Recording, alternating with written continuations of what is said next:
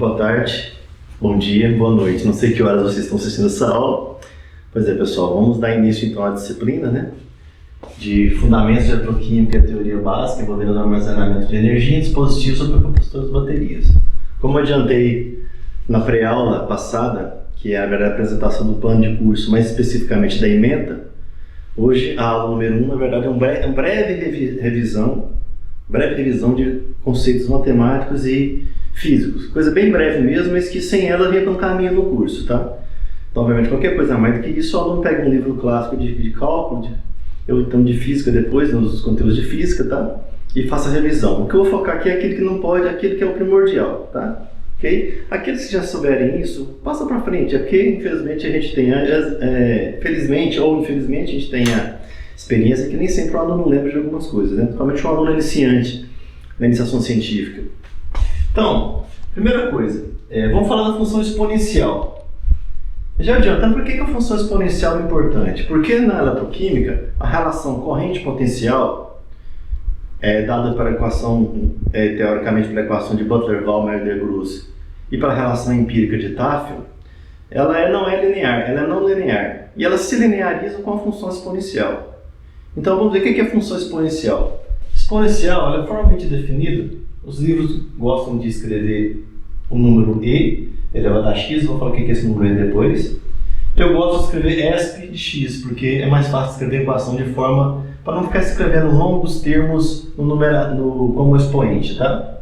Ela é definida em termos somatório, do r de 0 a infinito, tá? Onde o x está elevado a r dividido por r fatorial, tá?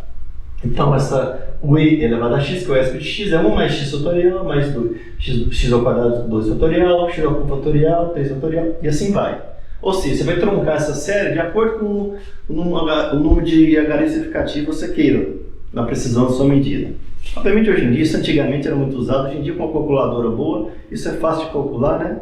Aqui é o formalismo que a gente utiliza disso em algumas deduções, tá? Então, lembrando, propriedades básicas. Se o exponencial de x1 vezes o exponencial de x2 é o exponencial do somatório dos expoentes. Ok? Se é o exponencial de x vezes o exponencial de menos x, vai dar o exponencial de zero, ou seja, esse produto de dois exponenciais com argumentos com sentidos com sinais trocados é igual a 1. E o exponencial de x elevado a n é o exponencial de nx. Tá? Ok? Propriedade de expoentes, né? Quando essa função aqui coloca-se nessa série que o x é igual a 1, nessa série numérica, é que se tem o valor do e do número chamado número neperiano, ou número da base e, depende, né? O número e, que é um número irracional, né? Assim como o π, surge muito nas teorias matemáticas, tanto o π quanto o e, é 2 vezes 71, 8, 2, 8, obviamente é o número de termos aqui que você considera conforme o número de termos que você considera na série, tá?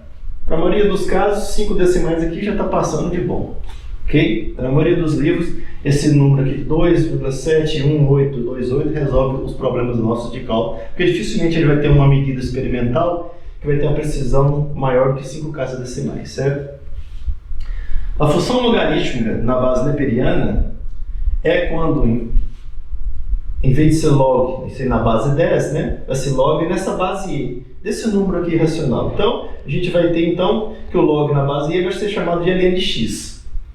Aqui já costuma surgir um problema com os alunos, quando eles vão linearizar os dados, por exemplo, de curva de polarização, de Tafel, ou tratamento da equação de Butler-Valmer, tanto faz, né?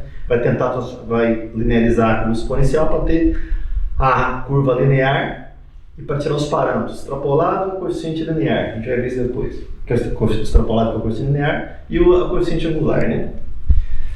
A relação entre ln e log, de forma aproximada, é ln de x é 2/303 log de x. Então, se você pegar os livros antigos, as curvas de Tafel são dadas na base 10, log de x. Então, se você linearizar com ln, vai linearizar também, mas não é igual. Fica faltando esse produto aqui, ó. Ok? E um outro detalhe, aqui, tem uma questão que é chamada até hoje, que é a questão de décadas. Isso vem da física, da engenharia, década de corrente, década de frequência. O que é isso? É quando você tira o logaritmo, e você tem unidades, como que tem 1, 2, 3, 4 décadas, por exemplo. Então, cada vez que você aumenta 10 vezes, você tem uma década. E essa década, ela está intrinsecamente ligada ao conceito de log de x, não de ln. Tá? Então, esse span aqui, essa largura aqui do intervalo, em ln, obviamente, vai ser a mesma coisa que no log, por causa dessa multiplicação aqui. Ó. Obviamente é uma constante, né, que multiplica, mas eu quero falar o seguinte, você pegou um artigo antigo, está em década, está na base 10, tá? Então cuidado com isso, tá? Não tem problema nenhum você linearizar com ln ou log, mas você tem que saber o que você fez para depois tirar os parâmetros, tá? Não confundir as coisas, tá? Ok? Então tudo bem. E outra forma das que se obtém esse número, 271,828, se algum aluno encontrar em livro, a partir desse limite clássico dos livros de cálculo, né? A parte de limites, né? Ou seja, 1 mais x elevado a x tendendo a mais ou menos infinito, ela é igual ao número e. Que é esse número dado para essa série numérica aqui, certo? Uma coisa importante a lembrar, na eletroquímica tem a convenção de corrente, que mudou ao longo do tempo. Antigamente, corrente catódica era negativa e anódica era positiva. Desculpa, a corrente anódica era negativa e a catódica positiva. De alguns anos para cá, de uma ou duas décadas para cá, se inverteu isso. Então, é importante trabalhar com esse conceito. Por quê? Porque na eletroquímica nós vamos ter a medida experimental da corrente positiva ou negativa, ok? Assim como sobre o potencial positivo e negativo. Só que, quando vai se linearizar para calcular os parâmetros cinéticos, não existe logaritmo de número negativo, nem de zero, né? Presta atenção na função, ela tende a infinito à medida que o x tende a zero. Então, não existe, né? Não existe nem de zero, muito menos de negativo. Então, como é que se trabalha? Com questão de módulo. Então, a gente vai ver que quando se lineariza Butler-Balmer-de-Vries, a gente vai trabalhar com o logaritmo do módulo da corrente mensurada em ampere ou algum submúltiplo. Lembra, logaritmo é dimensional. Então, sempre quando você tirar o logaritmo, coloca a barra e a unidade em que você está medindo esse logaritmo, tá?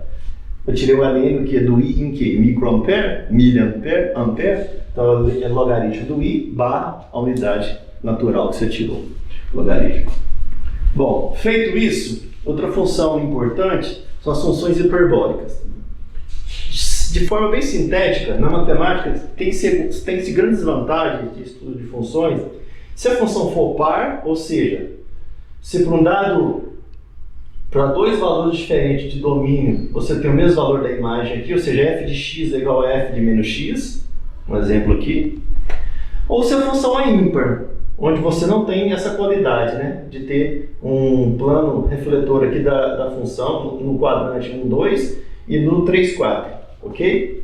Então, como nós vamos trabalhar muito com função exponencial, a função exponencial de x ela não é nem par e nem ímpar. Então, com isso, os matemáticos definiram o seguinte: a exponencial de x você define como meio desse termo aqui, mais meio desse termo. Fazendo a distributiva aqui, vocês vão ver que esses termos se cancelam, você obtém a função e de x como identidade. Esses dois termos que vão se somar e os outros vão se cancelar. Então, a verdade está mantida, a esquerda é igual à direita.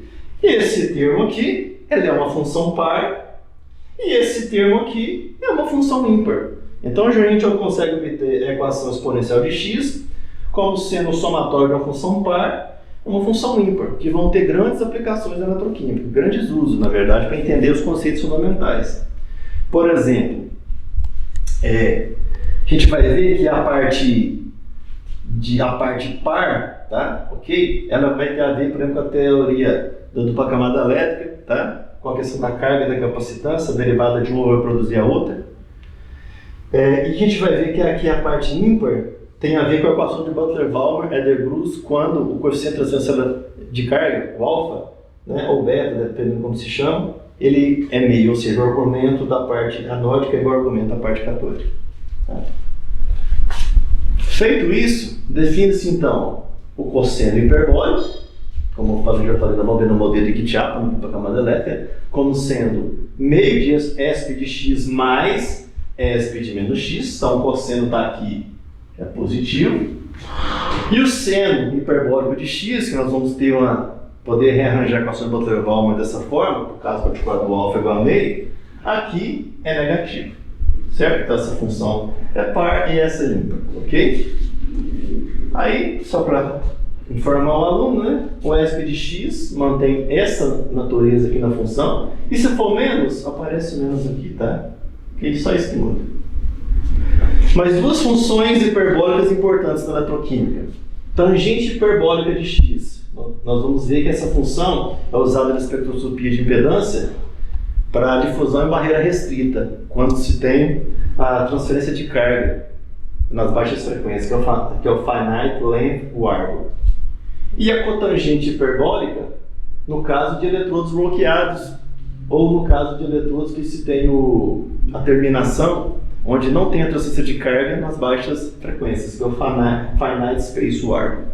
Então já estou adiantando porque é importante essas equações. Depois nós vamos ver os casos limites delas, assim, quando for ensinar impedância, para fazer algumas linearizações no modelo de eletrodo poroso, ok? Então, aqui está o gráfico síntese dessas funções. Então, esse comportamento quase parabólico aqui é o cosseno hiperbólico de x. A gente vai ver que é o modelo previsto da capacitância, né? O modelo de Chapman, né? Ok? Essa curva aqui, o desenho não foi muito bom em azul, mas que mostra que passa por aqui de uma forma não linear, né? Ela é linear só que muito próximo do zero. É o seno hiperbólico de x, ou seja, ele permeia entre o primeiro e o terceiro quadrante, né? Nesse caso aqui de Butler-Van-Mander-Bus, que a gente vai ver. E eu tracei também aqui a função tangente hiperbólica de x, que ela tende muito rápido a menos 1 para valores negativos de x e muito rápido a 1 para valores positivos de x, tá? Eu não escrevi a cotangente porque ia ficar complicado o desenho, ok? Outra função importante da matemática a ser revisada é a função erro e função erro complementar, que vai aparecer muito nos exercícios não, né? Na teoria de transporte de massa, e alguns exercícios nós vamos fazer, se der tempo, espero que dê. Vamos lembrar primeiro da curva gaussiana, da teoria dos erros, né? Então, a gaussiana pode ser definida de forma simplória, dessa forma aqui, 1 sobre raiz de 2π, exponencial de menos meio x². Isso aqui gera a famosa função sino, ou função normal, ou função gaussiana, onde ela é simétrica, né, em torno do eixo x, que nós temos a parte positiva e a parte negativa, certo? Na estatística, os parâmetros de largura dessa função, se ela é mais fechada ou mais aberta, é dado considerando-se uma média, esse μ, e o parâmetro de desvio padrão. Então ela pode ser rearranjada nessa forma aqui, mas a forma da função não muda, só explica como é que é a larga e como ela é estreita, tá ok? É uma função sino do mesmo jeito, tá? Nos problemas de transporte de massa, ela é escrita de forma genérica dessa forma aqui, tá? Ok? Algumas propriedades dela surgem assim. O exponencial dessa função, isso aqui acha em nível de cálculo bom, tá? De 0 a infinito, essa integral aqui desse exponencial, ela é raiz de π sobre 2a. Ok? E a área abaixo da curva, ela é dada por essa integral aqui. Ok? De menos infinito a mais infinito.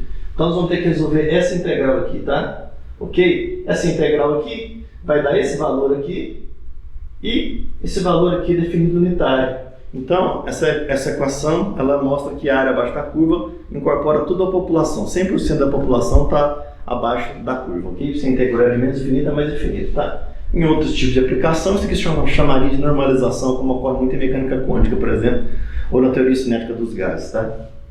Bom, então nós temos um valor unitário. Aí se define, tá? Em termos, a partir dessa equação conhecida, da teoria do Z, a teoria gaussiana, a função erf, né? Função erro de t como 2 sobre raiz de π, 0 a t exponencial de menos z ao quadrado dz. Tá? Ok? O que seria de forma gráfica esse erro? Por exemplo, aqui, se você integra de 0 a t, ok? O f de t é essa parte achurada aqui, ó. É isso que é a parte. Tá, ok? Então, ela se correlaciona com frações da função gaussiana. Ok?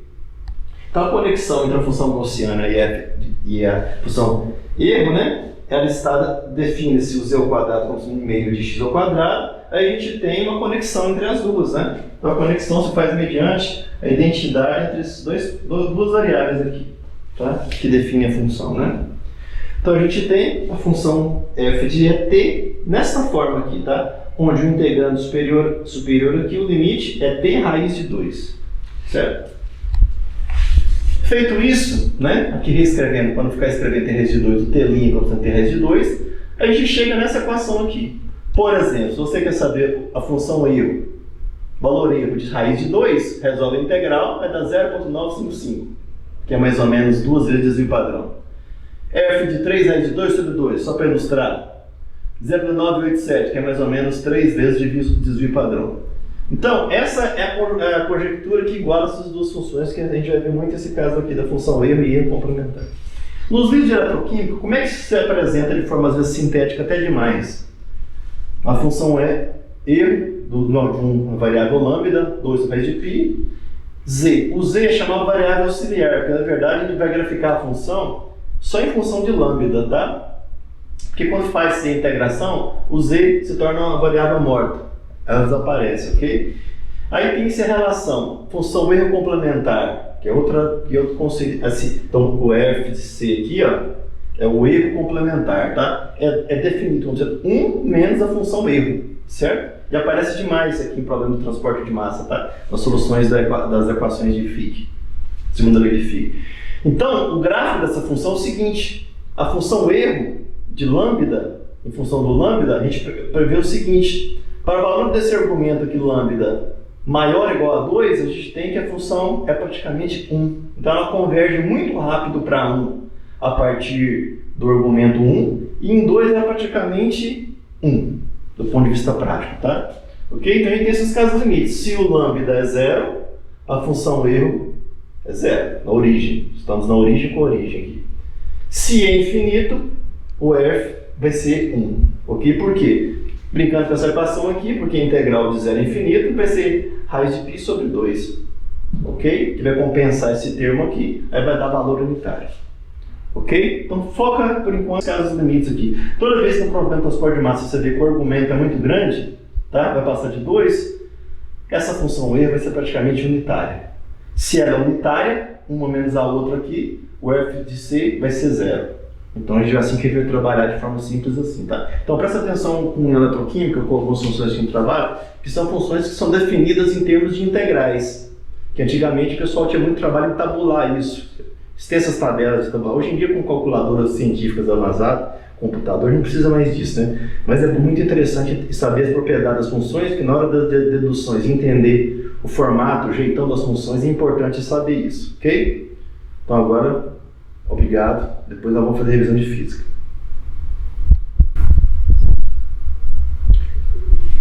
Dando continuidade, pessoal. Então, o nosso breve resumo de aspectos bem básicos mesmo, né? Qualquer dúvida a mais, recorra ao livro do Halden, Resnick, Tipler, qualquer outro livro clássico de nível de graduação mesmo de física, tá? Ok? Eu vou aqui focar só em alguns aspectos que estão inteiramente, são muito usados na eletroquímica. O aluno às vezes usa como jargão, ou seja, ele fala aquele conceito e na verdade não sabe o que é o conceito. Ele fica repetindo palavras que ele leu no livro sem saber o que está por trás. Então nós vamos falar de forma conceitual, não vou preocupar muito com o ferramental matemático, porque isso a gente acha nos livros, tá? Não é o objetivo. A parte matemática necessária para a eletroquímica, eu vou destrinchar ela ao longo do curso, né? Então vamos fazer a revisão, por exemplo? Vamos começar com eletrostática. Ah, mas professor, nós trabalhamos em eletroquímica com corrente fluindo, corrente diferente zero. Nosso caso é eletrodinâmico, sim. Mas, por exemplo, os estudos de polarização que o Graham fez, por exemplo, na década de 40 do século passado, aplicava um potencial fixo, esperava-se as cargas estabilizadas na dupla camada elétrica, e aí media a impedância, fazia vários estudos para o gerador de mercúrio, era medida em condições de equilíbrio. Até porque tinha que ter um equilíbrio eletrostático para ter o equilíbrio termodinâmico e aplicar a famosa equação de Lippmann, onde a partir da derivada da tensão superficial, né, com a voltagem, calculava-se a carga e da segunda derivada calculava-se a capacitância. Então lá a condição era de equilíbrio, se aplicava, a carga fluía transiente, estacionava e media-se a carga a partir do ângulo de contato. Então a eletrostática ela teve muita importância nos modelos para definir os modelos para o eletrodo de mercúrio, na interface mercúrio fluoreto de sódio, que é a interface canônica que eu falei brevemente na apresentação da emenda. Então os conceitos de eletrostática são sim importantes aqui, tá? Embora vamos trabalhar com eletrodinâmica, ou seja, vamos medir potencial elétrico em condições de fluxo de corrente, né? Então presta atenção. Primeira coisa que causa bastante estranheza para o aluno às vezes. Os livros do Bockers Redick, que hoje em dia tem um outro autor que é Aldeco, ele tem vários exercícios no volume Ionics. Inclusive tem um manual de resolução dele, né? Dos 3 volumes do Bockers, o que tem manual de resolução é o Ionics. Até onde eu saiba, só ele tem. E o aluno vai ter uma certa estranheza de alguns exercícios que ele for fazer, principalmente se ele pegar a versão antiga do livro, que é da capa laranja ao invés da capa verde, porque ele vai ver que não vai bater as equações que ele está usando. Por quê? Na física, tem o que chama de unidades ESU, ou ESU, onde a lei de Coulomb é definida como em unidades de, antigamente chama CGS, que é centímetro, grama e segundo, onde a força não era medida em Newton, era medida em Dina, que em inglês eles falam Dyna, não estou enganado, tá? E a energia não era em Joule, era medida em erg. Então, a lei de Coulomb, que é a lei fundamental da eletrostática, ela é dada pela carga ao quadrado sobre o R ao quadrado. Essa é a forma sintética que os físicos gostam muito. Falando daqui um pouco por quê. Então, a unidade de carga é medida na unidade SU, essa unidade diferente, e o comprimento em centímetro, tá? Os físicos chamam isso de unidades 3D. Por quê? Que basta 3 unidades auxiliares para definir qual que é a unidade desejada, tá? Vou dar um exemplo depois. Só que nos estudos modernos, na físico-química moderna, na física moderna, trabalha com o sistema MKS, que na verdade é o Sistema Internacional de Unidade, né? Que é metro, quilograma e segundo. Ok? Em vez de centímetro, grama e segundo, que é o sistema CGS. Então a conversão é força medida em Newton, ela é 10 a menos 5 a força medida em Dina. Certo? Até aqui tudo bem, uma simples regra de 3 para converter. O problema é onde aplicar a equação. No sistema MKS, o Sistema Internacional de Unidade, a carga não é mais em unidades SU, é em Coulomb. É isso que muda tudo. Aí, nós temos as famosas unidades 4D, que os físicos evitam às vezes de usar ela, porque é mais trabalhosa, não tem para fazer cálculo teórico, ficar manipulando equações, tá? Por que chama unidades 4D? Porque aí há necessidade de ter metro, quilograma, segundo e ampere. O ampere surge como uma nova grandeza, uma nova unidade, na verdade, no Sistema Internacional de Unidade, enquanto que no sistema antigo ESU não precisa disso. Então, essa que é a questão. Então, aqui nós teríamos o sistema 3D, ok? Centímetro, grama, segundo. Aqui nós temos metro, quilograma, segundo, ampere. É um sistema 4D, ok?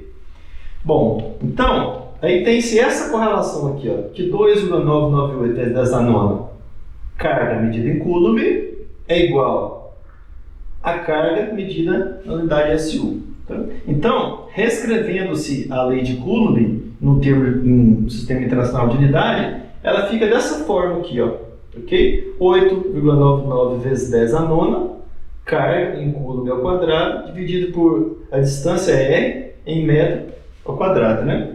Ok? Então, se reescreve o produto das cargas, carga ao quadrado, 4π ε0 r0. Essa questão do 4π aqui, e o ε0 eu vou falar aqui um pouco, ela dá alguma polêmica também, mas a questão então é entender por que sai do sistema CGS, que tem a ver com SU, e chega no Sistema Internacional de Unidade, ok? Aí, feito isso, introduziu uma quantidade adimensional, que é o 4π, né? Ok? E aqui nós vamos ver que define-se essa quantidade aqui, ó. O ε0, ele é a permissividade do vácuo. O que é isso? É a inércia que o vácuo tem para que as ondas eletromagnéticas se propaguem nele. É a menor inércia que existe, né? Na época do Max eu chamava de o éter luminífero, que caiu por terra, né? Então, permissividade do vácuo, ok?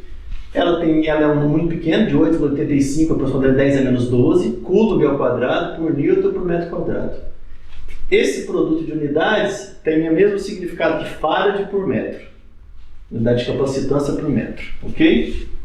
Então, e esse fator 4π aqui, ele é utilizado em cálculos complexos envolvendo eletrostática, trabalha muito com a ação de Poisson, que a gente vai ver depois nos estudos dupla camada elétrica.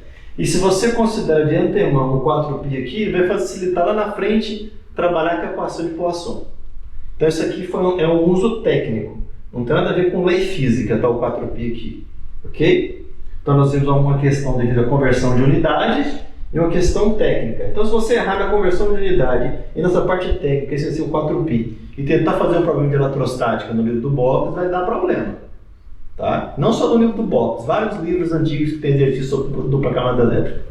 Ok? Então fique atento, às vezes você fez o exercício certo, mas está faltando conversão de unidades, ok? Vamos lembrar que nós não trabalhamos, a eletroquímica não trabalha no vácuo, né? A gente trabalha em eletródo. E o eletródo, ele é um meio material. Tem uma viscosidade, tem todas as propriedades, tem uma constante dielétrica, tem tudo, né? Então, a força que as linhas de campo se propagam no meio do eletródo, ela é muito menor que no vácuo. E o que caracteriza isso? Colocando mais um termo no denominador da equação de Coulomb, ok? Então, a equação de Coulomb em meio material, ou seja, que mede a interação eletrostática entre duas cargas separada por um meio material, que não, obviamente não vácuo, né? Tem que dividir por mais esse termo aqui. Esse termo chama permissividade elétrica relativa ou constante dielétrica do meio. Por exemplo, a constante da água é um número alto, em torno de quase 80. Alguns solventes orgânicos têm em torno de 12. Né? Então a gente vê que a água ela tem um grande impedimento em relação a meios orgânicos para a propagação do campo elétrico. A gente vai ver depois que é por isso que ela é quase um solvente universal para vários casos, que ela permite várias dissociações ocorram em amido e aquoso devido a isso, em que em meio orgânico não permite, justamente por causa da questão da constante dielétrica da água, que é um valor muito particular que tem a ver com aquele ângulo dela especial, né? A formação de pontos de hidrogênio e por aí vai. Okay? Então, dando um exemplo de unidades 4D, vamos falar de Ohm, né? Da unidade da lei de Ohm. Lembrando que a lei de Ohm, né? A DDP, diferença de potencial, né? É igual a resistência, né? Igual a vezes I, né? Então, resistência, a gente vai ver, ela tem, dividindo aqui, ela tem unidade de volt por ampere, né? Ok? E o que seria isso? Em unidade 4D, destrinchando as unidades originais do sistema MKS, Sistema Internacional de Unidade, Ohm é quilograma vezes metro quadrado, dividido por segundo a menos a terceira, né? ou multiplicado por segundo a menos 3, vezes ampere elevado a menos 2. Então nós temos 1, 2, 3, 4. Por isso que é um sistema 4D. Se fosse citar isso em termos do sistema ESU, gastaria apenas 3 parâmetros, ok? Então, embora simplifique para nós, mas o pessoal antigo não gosta muito disso. Mas essa é a norma do sistema central de unidade, ok? E de forma indireta, se vocês tentar correlacionar as outras variáveis elétricas, né, que existe para capacitor, indutor, falando agora de eletromagnetismo, aí vai ver que não tem uma correlação direta entre ESU e SI. Então, não tem umas tabelinhas de conversão fácil para alguns casos. Então, por isso os físicos preferem fazer o cálculo tudo no método SU ou tudo no sistema internacional. Se ficar misturando as duas unidades, dá problema. Problemas avançados de física, não se mistura as unidades dos dois sistemas, ok? Tá? Porque não tem regra simples de conversão. Conceito de campo elétrico. Campo elétrico é uma entidade vetorial, ok? Porque o campo elétrico, na verdade, na eletrostática só tem uma lei, tá? A lei de Coulomb, ok? O pessoal vai falar, a lei de Gauss é uma sofisticação matemática da lei de Coulomb. Na verdade, a eletrostática só tem uma lei, o resto é derivado dela, tá? Ok? Então, como é que se deriva isso? Imagina uma carga, gerada uma carga Q maiúsculo, gerando um campo ao redor dela, né? Onde se coloca uma carga de prova, né? Se essas cargas têm são iguais, positivo, positivo, negativo, negativo, vai ter a força de repulsão. Se são cargas de sinal contrário, vai ter a força de atração. Então a força, a lei de Coulomb, ela tem, portanto, com essa distância entre as cargas, né? E a linha média aqui. Então, no jeito que eu escrevi aqui, nós temos a carga, aqui nós temos uma força apontando para cá. Por exemplo, se a força lei de Coulomb, que a força está escrita assim, o campo elétrico é esse termo, marcado em vermelho aqui, que depende apenas da carga. Ou seja, 1 sobre 4π, a permissividade elétrica do vácuo, a carga que gera o campo e a distância que separa. A carga de prova não entra na questão do campo elétrico. Então é por isso que o campo elétrico é definido nos livros de ensino médio, livro mais básico, E, a intensidade de F sobre Q. Então ele tem a mesma direção, vai depender se a carga é positiva ou negativa, né? Se ele vai ter a mesma direção ou não, vai ser de afastamento ou de aproximação, depende se a carga é positiva ou negativa, da força, tá? Ok? A direção é a mesma, né? O sentido pode ser o contrário, né? Okay? Então a direção do campo elétrico é sempre da força, mas o sentido de que aponta o vetor que pode ser paralelo ou oposto, né? Então, as propriedades do campo elétrico, a gente colocar aqui uma carga nessa posição, nessa reta, e for calculando o F, a gente vai ver que F sobre 1 sobre Q1, F sobre 2 sobre Q2, vai ser igual a constante. Então, aí que tem que E igual a F sobre Q, desse experimento simples, aqui dessa análise experimental simples. E aqui do ponto de vista da equação, tá? Ok? Então, nesse tipo de abordagem, assume que essa carga é pontiforme, que o campo que ela gera que não interfere nesse. Então, assume que todo o campo elétrico aqui é da carga aqui, certo? Ok? Então, se importa-se com o campo que essa carga aqui gera em cima dessa partícula, que é uma partícula teste, chama carga de prova, ok? A intensidade do campo elétrico, ela vai ser dada, então, tanto para afastamento quanto de aproximação, né? Ok? Em unidade de Newton por Coulomb, né? Ok? É força sobre carga, né? Então é Newton por Coulomb, né? E lembrando que nos problemas, a lei, da mesma forma que a lei de Newton, a lei de Coulomb trata de massas pequenas, a cada lei de Newton, né? Em relação à distância de separação, a equação de Coulomb é isso, para carga pontiforme, ou seja, as cargas têm que ser pequenas com relação à distância de separação entre elas, né? Esse é o conceito de pontiforme. Não é que a carga tem que ser tão pequenininha, ela tem que ser pequenininha em relação à distância de separação, para que efeitos geométricos não entrem na jogada, né? Porque senão vai ter que resolver integrais complicadas. Então, como aqui é muito introdutório, só para relembrar conceitos, não vamos entrar nesse detalhe, tá? Ok? Então, força. Chamando essa questão aqui de 1 sobre 4π epsilon 0 de K0, tá? Nós temos essa equação para força e essa para o campo, ok? Então, só para lembrar, se é a carga de prova, o campo elétrico fica assim. Só para lembrar, então, essa carga gera o campo, essa carga de teste é a carga de prova, ok? Beleza, então o conceito de campo elétrico. E outro conceito importante, potencial elétrico. Essa variável, essa quantidade, ela não é vetorial, ela é escalar. Ou seja, não depende de modo, direção. Desculpa, não tem direção nem sentido, só tem um modo, né? Então, a diferença de potencial, como o próprio nome fala da diferença, medida entre a relação entre dois pontos, né? A gente vai ver que tem a ver com posição no espaço. Entre um ponto B e A, é definido, não é deduzido, é definido. Como sendo um trabalho para trazer essa carga do ponto A até o ponto B por uma força externa, um trabalho realizado por uma força externa, normalizado pela carga de prova que é trazida. Essa carga de prova, por definição, é positiva. Ok? Então, é o trabalho para trazer uma carga de prova de um ponto do espaço até outro. Ok? Na condição de movimento retilíneo uniforme. Ou seja, em condição onde não tem aceleração. Por quê? Se não tem aceleração, nós estamos em um ponto de, como se fosse um equilíbrio em cada instante. Mais ou menos assim, de forma simplória, que não pode ter aceleração para esse tipo de análise. Qual que é o nível de referência para fazer essa... Vamos imaginar que a gente vai ter uma tomada de um pino, tá? Não existe na prática, né? A diferença de potencial, não existe tomada de um pino. Mas aqui na física, a gente inventa uma tomada de um pino. Essa palavra é errada, mas é didática. É criando um referencial. A gente vai chamar o ponto A de infinito. A gente vai ver que depois, como a distância vai entrar no denominador da equação, um número finito dividido por infinito tende a zero, né? É zero, na verdade, né? Porque então no ponto A, o potencial elétrico vai ser zero. Aí a gente tem como definir o potencial elétrico em vez da diferença de potencial elétrico. Então o que existe naturalmente na dedução é a diferença de potencial. Aí fazendo a arbitrariedade de incluir um ponto onde o potencial de referência seja nulo, a gente tem a questão do potencial elétrico.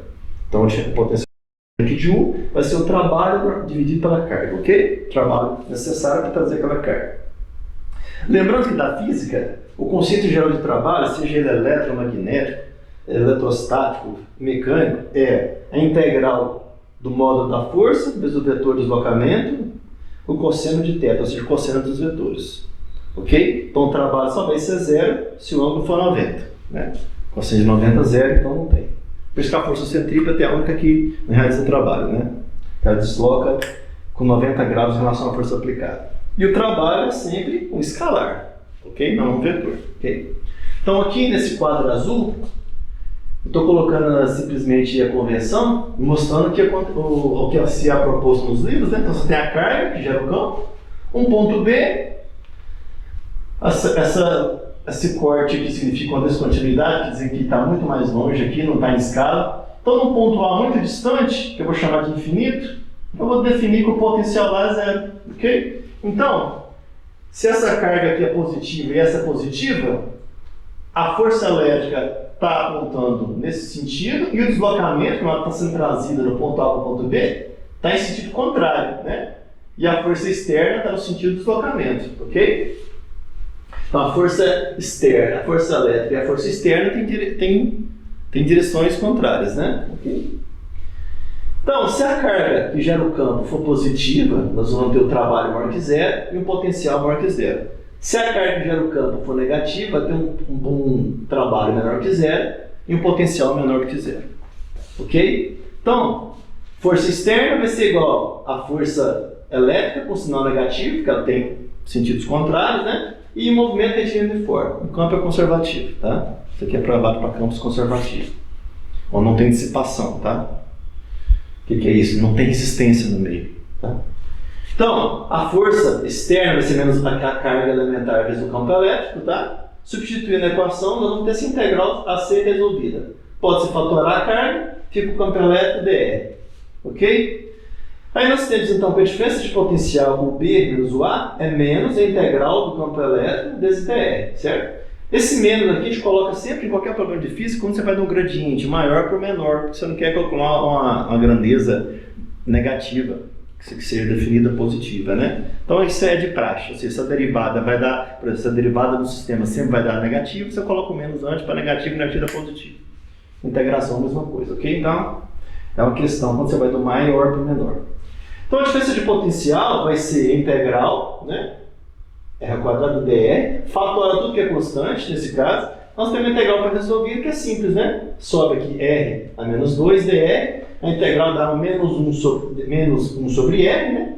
Ok? Então aqui temos os limites de integração. Então nós vamos ter aqui essa equação aqui, ó. Então a diferença de potencial, ela tem a ver então com uma constante inversamente proporcional à posição onde está a carga de prova. Aqui, por isso que o ponto que é definido no infinito, presta atenção, se por acaso a lei física fosse multiplicativo, definisse como zero, por exemplo. Em física costuma ser isso. Quando é multiplicativo, você quer um nível de referência, chama de zero. Quando tem termos logarítmicos, você quer ter um termo de referência, você chama de 1, que é além de 1 a 0. E quando a gente está no denominador, a gente chama um ponto de infinito, localizado em algum ponto do infinito. Porque aí 1 sobre infinito vai dar zero, você tem, em vez de diferença de potencial, o conceito de potencial elétrico. Ok? Então, como nós definimos aqui que o afastamento está no A no infinito, então 1 sobre A aqui, ok? Vai dar a questão. Então, presta atenção no detalhe aqui, ó. O 1 sobre B, tá? Que 4π é igual a 0, 1 sobre RB, tá? Então, o que acontece? A gente vai ter então a equação que o potencial elétrico é a carga dividido por carga de prova, que aparece aqui a carga de prova, 4π é igual a 0, 1 sobre a distância. Ok? Lembrando, tá? Que na prática, tá? não existe um potencial isolado, tá? Ok? A gente mede sempre a diferença de potencial. Isso aqui é um conceito fundamental na física. A gente vai medir sempre a diferença de potencial. A gente vai ver que na eletroquímica, para se ter isso, a gente considera um eletrodo de referência padrão, que é o eletrodo padrão de hidrogênio, aqui para ter a diferença de potencial, porque os potenciais absolutos, no máximo que se consegue calcular por ciclos termodinâmicos, mistuando com eletrostática, mas não se consegue medir na prática, só por cálculo indireto, tá? Ok? Tem uma polêmica sobre isso, o professor Trazati, Frunkin, vários estudaram isso, esse cálculo que chama potencial absoluto de eletrodos, ok? Não vou entrar em questão aqui, que é um assunto mais avançado. Se alguém quiser, um dia passa um e-mail para mim que eu explico sobre isso, passo uma referência sobre isso. Então, potencial elétrico é uma energia potencial sobre a carga. Então a unidade dele é joule por coulomb. E joule por coulomb é definido como sendo volt. No sistema internacional de unidade, se você escreve por extenso, todas as letras são minúsculas. Se você usa a primeira letra, ela é maiúscula, ok? Então a unidade de campo é volt, ok? Então, lembrando, tá? Energia potencial, né? Vai ter mesmo unidade de trabalho. Então nós trabalhamos aqui no caso do campo elétrico, energia potencial, só para lembrar, tem campo conservativo. Outra coisa importante a ser dita é o seguinte, conceito de campo elétrico uniforme. Campo elétrico raramente uniforme.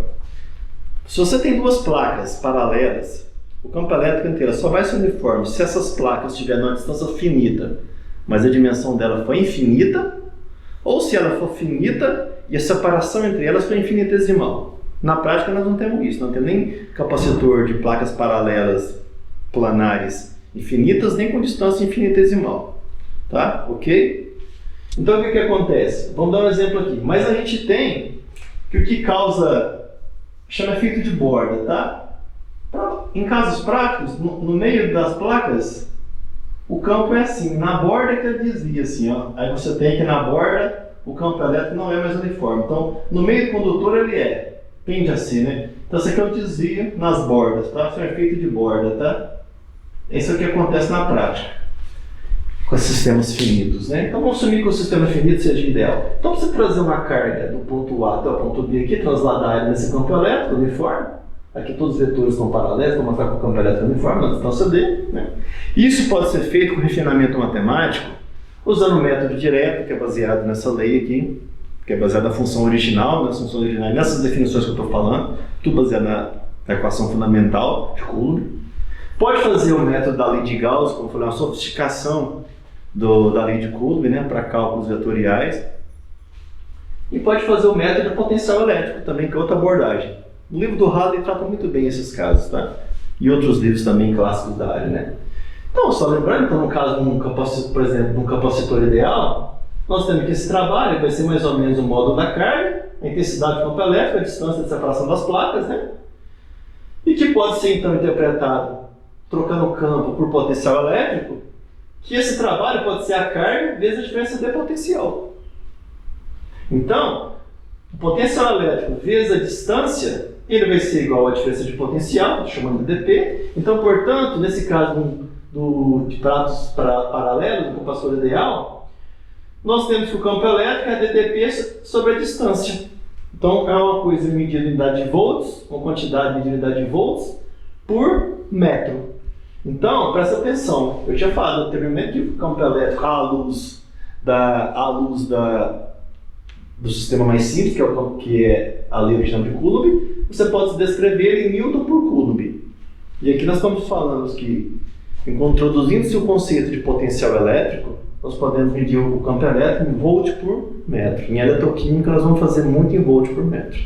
Porque em eletroquímica nós vamos ver na maioria dos casos, por exemplo, que na dupla camada elétrica, nós vamos ter uma intensidade de campo elétrico, aqui na dupla camada elétrica, que é da ordem como a gente aplica em torno de 1 volt aproximadamente em meios aquosos, e a espessura da dupla camada elétrica. A dupla camada elétrica, tá? Não a separação, a distância dos dois eletrodos. A dupla camada elétrica eu vou explicar depois, que é uma camada de dipolo íons absorvido do eletrodo. Ela é em torno de 1 vezes 10 a menos 9 metros, né? 1 nanômetro. Então, como um número muito pequeno do denominador, nós vamos ter então uma intensidade monstruosa de em torno de 1 vezes 10 a nona volt por metro. Isso é a intensidade de campo elétrico assim, absurda. E essa intensidade de campo elétrico absurdamente grande que explica por que você aplica um ajuste potencial entre zero, maior que zero e até 1 volt, 1 volt e meio, 2 volts, dependendo da estabilidade do eletrodo, do tipo de eletrodo, e você consegue arrancar elétron. Doar elétron, que se você fizer cálculo mecânica quântica, gastaria muita energia medida em unidade de elétrons volts. Se você fazendo conversão, fica que a energia seria grande. Por quê? Porque, embora você está aplicando um ajuste de potencial baixa, mas o que é efetivo na prática aqui é a intensidade do campo elétrico, que vai ser medido em volt por metro. E isso na interface eletrodo-solução, a gente vai ver depois, na presença de eletrodo suporte, né? Para ela ter esse decaimento rápido aqui, ter sido na presença do eletrodo suporte, ou seja, um eletrodo inerte concentrado, ela vai ser monstruosamente, da ordem de 10 a menos 9 volt por metro ou 10 a menos 7 volt por centímetro. Ou seja, né? Mais de 10 milhões de volt por centímetro. Ok? Vamos falar agora, finalmente, só para revisar esses conceitos, embora nós vamos falar em eletroquímica de casos eletrodinâmicos, tirando aqueles casos que eu falei de revisão dos modelos do estudo de Graham, que media em condições de equilíbrio, para poder se aplicar a equação de Lippmann, nós vamos ver que a medida das medidas que são feitas hoje são condições dinâmicas, voltametria cíclica, cronoparometria, cronopotenciometria. Tá? A gente mede a impedância eletroquímica, então a gente também tem cargas fluindo, né? Então tem corrente elétrica, nós não estamos mais em condições eletrostáticas. Eu já li muito artigo errado de supercapacitor, por exemplo, que o pessoal fala, estou estudando o sistema eletrostático. Você não está estudando o sistema eletrostático com voltametria cíclica, não tem jeito. Você está estudando o sistema eletrodinâmico, tá? Então depois eu vou introduzir esses conceitos a posteriori, tá? Mudando de lado aqui. Então, nós temos uma questão entre geometria e distribuição de cargas em corpos finitos. Lembrando ali que eu falei que eram definições de Coulomb para cargas pontuais. O que aconteceria se eu tivesse, por exemplo, um corpo de cobre, por exemplo, parecendo uma batata, igual isso aqui. Ele sendo oco ou sendo maciço, o que se tem é que o campo elétrico dentro dele é nulo, é igual a zero.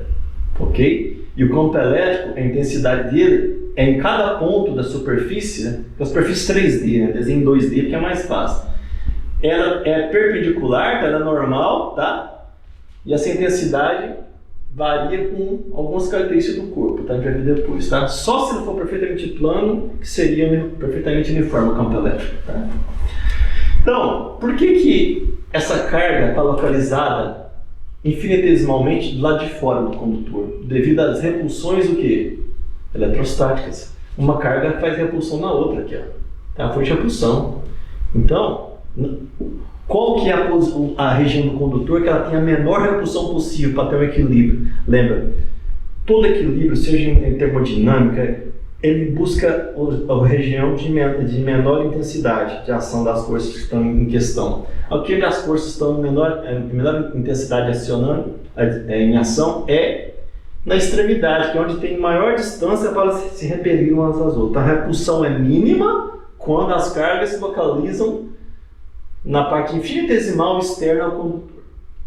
Ok? Então essa questão do condutor, seja oco ou maciço, que é bom condutor de eletricidade. Se for um semicondutor, ele tem o que se chama de space charge, que é uma carga espacial dentro, é outra história. Estou falando de condutor metálico, tá? Bons condutores de eletricidade. Então, e no caso eu fiz um exemplo aqui, ó, onde eu pus uma proeminência aqui. Menos proeminente de todos, vamos assim, mais preeminente. O que eu quero dizer? Esse aqui é o que eu chamo de poder das pontas em física, né, em eletrostática. Então o campo elétrico, a intensidade do campo elétrico vai ser muito forte aqui, ó, porque o campo ele é perpendicular, né, ou seja, é normal, anormal aqui numa ponta, ele vai ser altamente intenso aqui, muito fraco aqui, médio fraco aqui e por aí vai. Então, de forma aproximada desse desenho, o campo elétrico E4 seria o mais forte, o E1 ou E2 seria o mais fraco aqui, tá? Ok? Embora a gente vai falar em condições de fluxo de corrente, mas alguns conceitos se guardam. Esse é um dos motivos da eletroposição em superfícies não planas, não perfeitamente planas, não se uniformam. Você tem que o campo elétrico não é mais intenso numa zona do que outra, ali forma dendritos, uma vez formado aquele dendrito, aí se torna mais anisotrópico ainda e vai só crescendo dendrito naquela região. Ok? É por isso que a eletroposição é uma ciência complicada, exige uso de agentes niveladores, complexantes, tudo para tentar controlar o que chama de distribuição de corrente primária, secundária, terciária. Eu não vou entrar em detalhes sobre isso, tá? Na eletroquímica a gente hierarquia os níveis de distribuição de corrente, tá? E essa questão do campo elétrico não uniforme também tem a ver com o desgaste no uniforme de eletrodo. Você põe um eletrodo quadrado lá, uma chapa quadrada, fizer um estudo de desgaste acelerado, você vai ver que as bordas corroem mais rápido. Porque a intensidade do campo elétrico é maior, a corrente vai fluir mais onde a intensidade do campo elétrico é maior. Então, o fluxo de corrente não vai ser uniforme no eletrodo. Tá? Em termos de potencial elétrico, imagina que essa mesma batata, nós vamos falar de esse corpo aqui de cobre e o potencial elétrico, como é que fica a questão? Bom, a questão do potencial elétrico é diferente. Aí, aqui o campo elétrico é zero, aqui o potencial elétrico é igual a todos os pontos. Porque se uma dessas regras fosse aqui, o campo elétrico não fosse zero, as cargas se movimentariam, não teria equilíbrio eletrostático. E aqui, se o potencial elétrico não fosse igual a todos os pontos, as cargas também se movimentariam. Então é um corolário da teoria eletrostática. Tem que ser, então. Um corpo de eletrostática em equilíbrio, o potencial tem que ser igual a todos os pontos, porque as cargas não estão se movimentando, e a intensidade do campo elétrico dentro dele tem que ser igual a zero. Certo? Então, essas zonas são zonas equipotenciais. Ok? Então, presta atenção, não confunda equipotencial, onde o potencial elétrico é igual a todos os pontos, com a intensidade do campo elétrico. A intensidade do campo elétrico é outra coisa, tá? Veja na comparação que eu falei, tá? Um tem caráter vetorial, o outro é de grandeza escalar, tá? Ok? É bem diferente. Por isso que eu desenho os vetores, né? Mostrando a intensidade de um maior ou outro. Aqui não estou falando de intensidade, ok? O vetor, desculpa, de direção de nada. Então, a diferença de potencial é diferente de zero, né? Igual a todos os pontos, é condizente com as cargas serem estáticas, tá? E finalizando, para não falar, o professor falou errado, não.